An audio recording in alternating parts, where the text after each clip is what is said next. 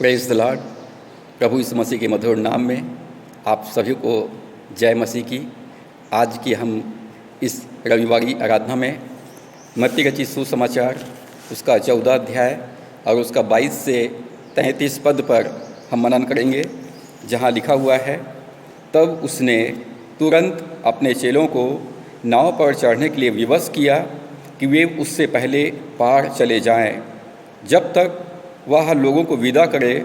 वहाँ लोगों को विदा करके प्रार्थना करने को अलग पहाड़ पर चला गया और सांझ को वह वहाँ अकेला था।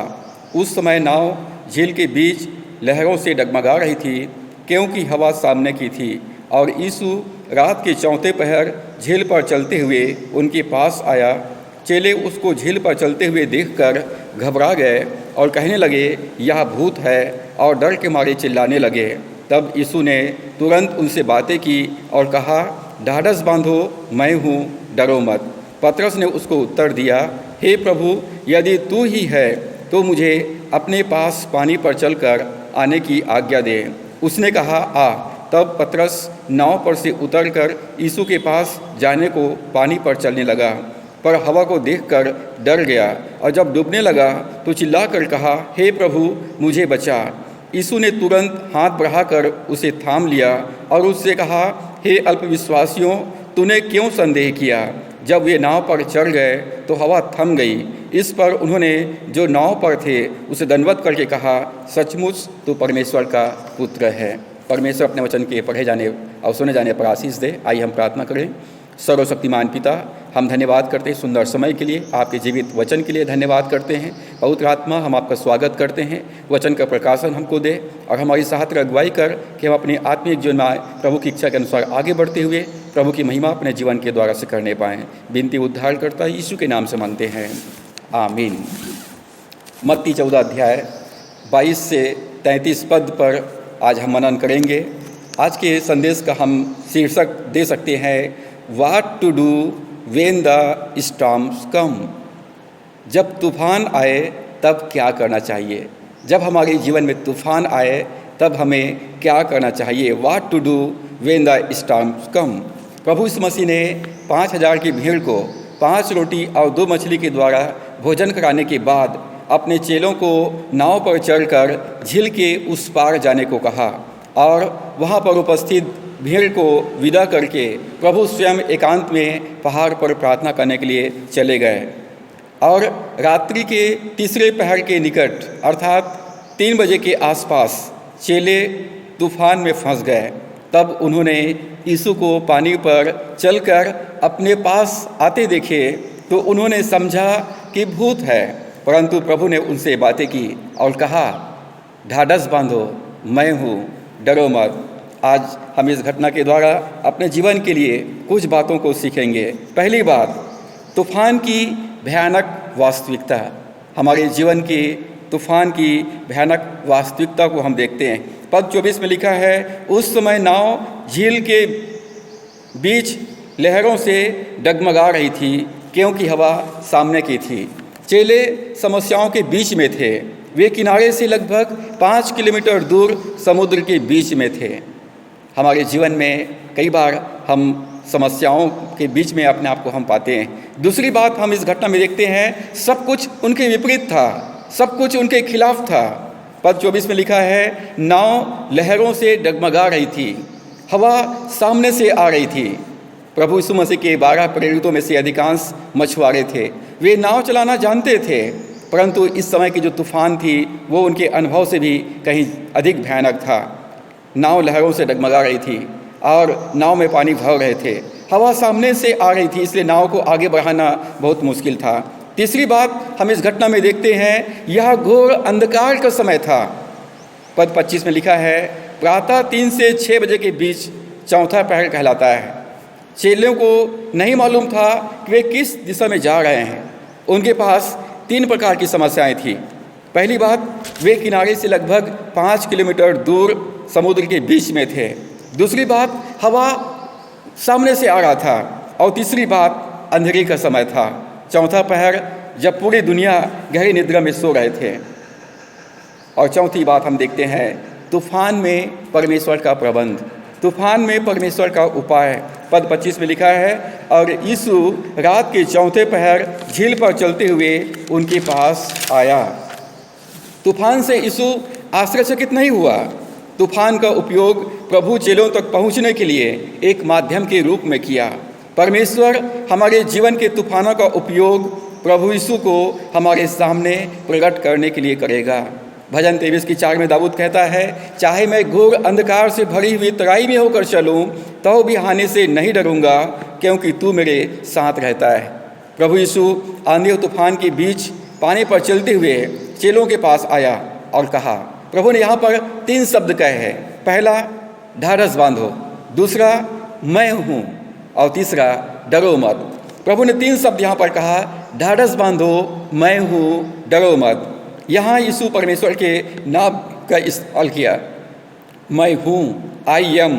प्रभु यीशु मसीह कह रहे हैं, मैं यहाँ का प्रभारी हूँ, आई एम इंचार्ज हियर, मैं यहाँ का इंचार्ज हूँ। आपका इंचार्ज कौन है? भजन 23 के पहला पद में दाऊद कहता है, the lord is my shepherd, I have everything I need. दाऊद कहता है, यहोवा मेरा चरवाहा है, मेरे पास वह सब कुछ है जो मुझे चाहिए। दाऊद कहता है, परमेश्वर मेरे जीवन का इंचार्ज है, वो मुझे चला रहा है और इसलिए मुझे किसी बात की घटी नहीं है। मत्ती 28:18-20 में प्रभु ने कहा, स्वर्ग और पृथ्वी का सारा अधिकार मुझे दिया गया है, इसलिए तुम जाओ, सारे जातियों में जाओ, पूरे संसार में जाओ और मेरे राज्य का सुसमाचार प्रचार करो, और देखो मैं जगत के अंत तक सदैव तुम्हारे साथ में हूँ।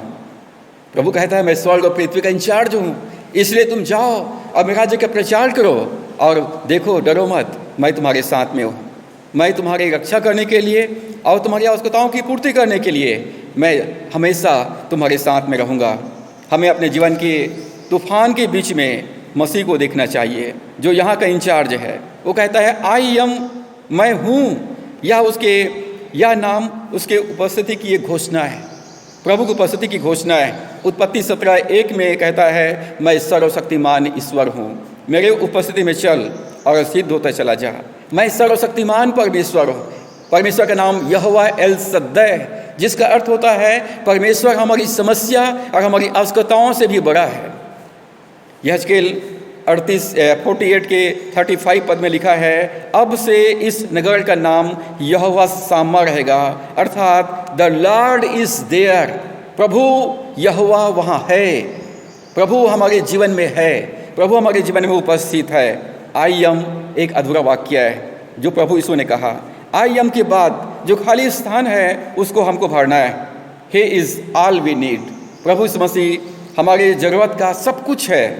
उत्पत्ति 15:1 में परमेश्वर ने इब्राहिम से कहा, हे इब्राहिम मत डर, तेरी ढाल और तेरा अत्यंत बड़ा फल मैं हूँ। परमेश्वर कहता है, इब्राहिम तेरे वर्तमान की रक्षा मैं करूँगा और तेरे भविष्य को मैं आशीषित करूँगा। उसका नाम यहोवा यिरे है, अर्थात वो हमारे जीवन का प्रबंध करने वाला, हमारे आवश्यकताओं की पूर्ति करने वाला है। उसका नाम यहोवा राफा है, जिसका अर्थ होता है परमेश्वर चंगा करने वाला है, परमेश्वर महामारी से बचाने वाला है, परमेश्वर रोग और बीमारी को दूर करने वाला है, परमेश्वर जीवन देने वाला है।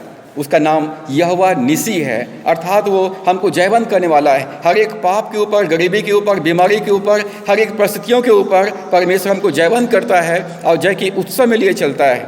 उसका नाम यहोवा शालोम है, अर्थात वो शांति देने वाला परमेश्वर है। हमको तंगी और मुसीबत में परमेश्वर शांति देता है, हमारी आंसुओं को पोंछता है और हमको अपने सीने से लगा लेता है। उसका नाम यहोवा रोही है, अर्थात परमेश्वर हमारा चलाने वाला है, हमारी अगुवाई करने वाला है, हमारी रक्षा करने वाला है, हमारे विरोधियों के सामने हमारे लिए मेज लगाने वाला है, हम पर अपनी करुणा और भलाई को बनाए रखने वाला है। हमारे जीवन का वो इंचार्ज है, हमारे जीवन का वो प्रभारी है, वो हमारे चरवाहा है। यहोवा सेतकेनु, अर्थात धर्मी ठहराने वाला परमेश्वर, वो हमारे पाप को क्षमा करता है, अधर्म को दूर करता है, हमको धर्मी ठहराता है और धार्मिकता में स्थिर करता है, और इसलिए शत्रु का कोई भी हथियार हमारे विरुद्ध में सफल नहीं होगा। उसका नाम यहोवा सामा है, अर्थात हमारे जीवन में हमेशा उपस्थित रहने वाला परमेश्वर। हमारे जीवन में वो हमेशा उपस्थित रहता है। वो कहता है, मैं यहाँ का इंचार्ज हूँ, मैं यहाँ का प्रभारी हूँ, फिलिपियों 4:19 में पौलुस कहता है, मेरा परमेश्वर अपने उस धन के अनुसार जो महिमा सहित मसीह यीशु में है तुम्हारी हर एक घटी को पूरा करेगा। परमेश्वर यदि हमारे जीवन में उपस्थित है, वो हमारे इंचार्ज है, हमारा प्रभारी है, तो हमारे जीवन के हर एक कमी घटी को अपने आसमानी भंडार से पूरा करेगा। दाऊद कहता है, जवान से भूखे रह सकते हैं, उन्हें घटी हो सकती है, परंतु परमेश्वर के खोजियों को, उसके डरवैयों को किसी भली वस्तु की घटी नहीं होगी। परख कर देखो यहोवा कैसा भला है, क्या धन्य है वह पुरुष जो उसकी शरण में आता है। यहोवा के दूत छावनी किए हुए उनको बचाता है। पांचवी बात, तूफान के प्रति संतों की प्रतिक्रिया। हम इस घटना में तूफान के प्रति, समस्याओं के प्रति संतों की प्रतिक्रिया, पद 26 में लिखा है, चेले उसको झील पर चलते हुए देखकर घबरा गए और कहने लगे यह भूत है, और डर के मारे चिल्लाने लगे। प्रिय मित्रों, जब हमारे जीवन में आंधी तूफान आए तो हमें उसका सामना किस प्रकार से करना चाहिए। पहली बात, तूफान आने पर हमें सहायता के लिए यीशु के तरफ देखना चाहिए। जब जीवन में हम समस्याओं में पड़ जाएं, तंगी और मुसीबत आ जाए, रोग और बीमारी आ जाए, तो हमको सहायता के लिए परमेश्वर की तरफ देखना चाहिए। भजन 121 के 1 से 3 पद में दाऊद कहता है, मैं अपनी आंखें पर्वतों की ओर लगाऊंगा, मुझे सहायता कहाँ से मिलेगी? मुझे सहायता यहोवा की ओर से मिलती है, जो आकाश और पृथ्वी का करता है। वह तेरे पाँव को टलने न देगा, तेरा रक्षक कभी न ऊँघेगा। जब जीवन में आंधी तूफान आए तो परमेश्वर की तरफ देखें, वो हमारा रक्षक है, वो हमारे इंचार्ज है, वो हमारे सृष्टि करता है। हमको सहायता परमेश्वर की ओर से मिलती है, और इसलिए समस्याओं के बीच में अपनी आंखें समस्याओं की तरफ न देखें, समस्याओं की तरफ न लगाएं, परंतु परमेश्वर की तरफ लगाएं। दूसरी बात, जब हमारे जीवन में आंधी तूफान उठता है तब हमें यीशु की बात सुनना चाहिए। जब हमारे जीवन में आंधी तूफान आए, समस्या आए, परेशानियां आए, तो हमको प्रभु की बात को सुनना चाहिए, उसके वचन को सुनना चाहिए। हमको आंधी तूफान की को नहीं सुनना है, हमको समस्याओं के बारे में चर्चा नहीं करना है, हमें समस्याओं के बारे में बातें नहीं करना है, परंतु हमको प्रभु की आवाज़ को सुनना है। पद 27 में, तब यीशु ने तुरंत उनसे बातें की और कहा, ढाढ़स बांधो, मैं हूँ, डरो मत। यीशु अपने चेलों से बातें करके उन्हें भरोसा दिलाया, उनको सांत्वना दिलाया, डरो मत, मैं हूँ। चेले यीशु मसीह को भूत समझ गए थे, और उनका ऐसे मानना था कि यदि नाव में चलाते हुए भूत को देख लें तो नाव डूब जाएगा। वे घबरा गए, अब हम लोग डूब जाएंगे, हम लोग नष्ट हो जाएंगे। उनके जीवन की आशाएं समाप्त हो गई, परंतु प्रभु ने तुरंत उनसे बातें किया और कहा, ढाढ़स बांधो, मैं हूँ, डरो मत। 28 और 29 पद में लिखा है, पतरस ने कहा, हे प्रभु, यदि तू है तो मुझे अपने पास पानी पर चलकर आने की आज्ञा दे। यीशु ने कहा, आ। यीशु हमें भी चुनौती देगा। समस्याओं के मध्य में प्रभु कहेगा, मेरे वचन में बने रहो, मेरे वचन के अनुसार चलते रहो। जब तूफान उठे तो हमको परमेश्वर की बात सुनना चाहिए। तीसरी बात, हमें तूफान के बावजूद प्रभु यीशु की बात को मानना चाहिए। तूफान के बावजूद हमें प्रभु यीशु की बात को मानना चाहिए। पद 29 में लिखा है, तब पतरस नाव पर से उतरकर यीशु के पास जाने को पानी पर चलने लगा। बाइबिल जीवित परमेश्वर का जीवित वचन है। बाइबिल विश्वास की पुस्तक है। रोमियो 10:17 में लिखा है, विश्वास आता है सुनने से, और सुनना परमेश्वर के वचन से आता है। प्रकाशित वाक्य 1 अध्याय के 3 पद में लिखा है, आशीषित है वे जो इस वचन को पढ़ते हैं, सुनते हैं और मानते हैं। जब हम बाइबिल को पढ़ते हैं तो हमें ज्ञान मिलता है, जब हम बाइबिल को सुनते हैं हमें विश्वास मिलता है, और जब बाइबिल के वचन का हम पालन करते हैं तो हमको आशीष मिलता है। हमें विश्वास के साथ प्रभु की आज्ञाओं का पालन करना चाहिए। चौथी बात, हमें तूफान के दौरान भी यीशु मसीह के साथ चलना चाहिए। हमें तूफान के दौरान भी यीशु के साथ चलना चाहिए। यशायाह 43 पहला और दूसरा पद में परमेश्वर कहता है, हे इस्राएल तेरा रचने वाला और हे याकूब तेरा सृजनहार यहोवा अब यो कहता है, मत डर, क्योंकि मैंने तुझे छुड़ा लिया है, मैंने तुझे नाम लेकर बुलाया है, तू मेरा ही है। जब तू जल में होकर जाए मैं तेरे संग संग रहूँगा, और जब तू नदियों में होकर चले तब वे तुझे ना डुबा सकेगी। जब तू आग में चले तब वे तुझे आँच न लगेगी, और उसकी लौ तुझे ना जला सकेगी। प्रभु कहता है, जब तू जल में होकर चले मैं तुम्हारे संग संग रहूँगा, जब तू आग में होकर चले मैं तुम्हारे संग संग रहूँगा। पतरस पानी में नहीं डूबा और हम भी नहीं डूबेंगे। भले ही पतरस पानी पर बहुत दूर न चला हो, लेकिन वह बाकी शिष्यों की तुलना में वो आगे चला गया। पतरस नाव के बिना भी पानी के लहरों में यीशु मसीह के साथ सुरक्षित है। पतरस पानी में कुछ दूर चलने के बाद लड़खड़ाया। पतरस डूबने लगा, क्योंकि पतरस यीशु की तरफ देखना छोड़कर परिस्थितियों की तरफ देखने लगा। प्रिय मित्रों, समस्याओं के मध्य में हमें यीशु की तरफ देखते रहना है, यीशु की बात को सुनते रहना है, उसके आज्ञाओं का पालन करते रहना है। जैसे ही पतरस पानी में डूबने लगा, पतरस यीशु को पुकारा और तुरंत यीशु ने पतरस के हाथ को थाम लिया। जब हम यीशु मसीह को पुकारेंगे, यीशु तुरंत हमारे हाथों को थाम लेगा। यीशु पतरस को पानी में डूबने नहीं दिया और उसी प्रकार प्रभु हमें भी पानी में डूबने नहीं देगा। भजन 34 के 5 में लिखा है, जिन्होंने उसकी ओर दृष्टि की उन्होंने ज्योति पाई और उनका मुंह कभी काला ना होने पाया। जितनों ने प्रभु पर विश्वास किया, जितनों ने प्रभु को पुकारा, जिन्होंने प्रभु पर भरोसा किया, वो कभी भी लज्जित नहीं हुए। अब प्रश्न है, why did Jesus walk on the water? प्रभु पानी पे चलकर क्यों आया? मरकुस 6 के 48 में लिखा है, प्रभु मसीह जब पहाड़ पर प्रार्थना कर रहे थे तो यीशु ने देखा कि चेले नाव को खेते खेते घबरा गए हैं, क्योंकि हवा उनके विरुद्ध थी। तो रात के चौथे पहर के निकट वह झील पर चलते हुए उनके पास आया। प्रभु की आंखें धर्मियों पर लगी रहती है। प्रभु देख रहा है कि हम आज किस परिस्थितियों में हैं। प्रभु तूफान के बीच में, समस्याओं के मध्य में, लहरों पर चल कर के वो मुझे और आपके, मेरे और आपके पास बचाने के लिए, रक्षा करने के लिए वो आएगा। मत्ती 14:32-33 में लिखा है, जब यीशु नाव पर चढ़ गए तो हवा थम गई। इस पर चेलों ने दंडवत करके कहा, सचमुच तू परमेश्वर का पुत्र है। तूफान प्रभु यीशु मसीह को के वास्तविकता को लाया। चेले इस बात को जान पाए कि यीशु मसीह परमेश्वर का पुत्र है। जब चेले नाव में थे तो तूफान आया, लेकिन जब प्रभु उनके नाव पे आया तो तूफान शांत हो गया। प्रिय मित्रों, आज आपके जीवन में, आपके जीवन रूपी नाव पर क्या यीशु मसीह है? जब यीशु मसीह मेरे और आपके जीवन में रहेगा तो हमारे जीवन में शांति रहेगा। दूसरा प्रश्न है, मेरे और आपके जीवन का इंचार्ज कौन है? मेरे और आपके जीवन को कौन चला रहा है? यदि हमारे जीवन का इंचार्ज प्रभु है तो हमारे जीवन में आनंद और शांति रहेगा। जबकि चारों तरफ वैश्विक महामारी कोरोना वायरस का फैला हुआ है और लोग डर और मौत की दहशत में जीवन व्यतीत कर रहे हैं, ऐसी परिस्थितियों में जबकि लॉकडाउन है, हमको अपने घरों में रहना है, आज हमको मनन करना है, मेरे जीवन का इंचार्ज कौन है? क्या मेरे जीवन का प्रभु यीशु है? क्या मेरे जीवन को चलाने वाला यीशु मसीह है? यदि प्रभु यीशु मसीह में है तो हम सुरक्षित हैं। यदि प्रभु यीशु मसीह रूपी नाव पे हम हैं तो हम सुरक्षित हैं, हमारे जीवन में आनंद और शांति रहेगा। सो परमेश्वर हमारी सहायता करे कि हम चाहे परिस्थितियाँ कैसी भी क्यों न रहे, हम प्रभु यीशु मसीह को अपना जीवन का इंचार्ज बनाएं, प्रभु के पंखों की आड़ में सुरक्षित रहें। परमेश्वर इन वचनों के द्वारा हम सबको आशीष दे। दुआ करेंगे। सर्वशक्तिमान परमेश्वर, हम धन्यवाद करते हैं प्रभु, आपने कहा मत डर क्योंकि मैं तेरे साथ हूँ।